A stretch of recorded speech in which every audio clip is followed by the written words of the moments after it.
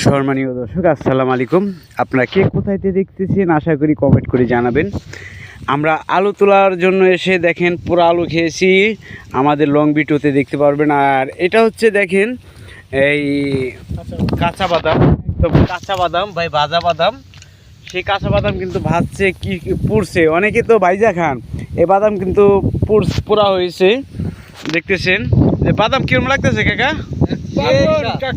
তাই না? এই যে দেখেন বাদাম ক্ষেত রয়েছে আমাদের পাশেই, সেই মাল, তাই না? এরা পুরা সবাই তো ভাইজা খান বাদাম, আর আমরা কিন্তু পোড়াইছি। পুরানের জায়গাটা দেখাচ্ছি যে কোন জায়গায় পোড়াচ্ছে।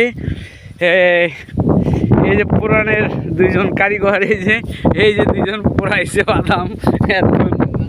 হ্যাঁ, এই যে দুইজন বাদাম পোড়াইছে এই যে জায়গায়, এই দেখেন এই যে জায়গায় কিন্তু বাদামগুলি পোড়াইছে, পুরানো জায়গা।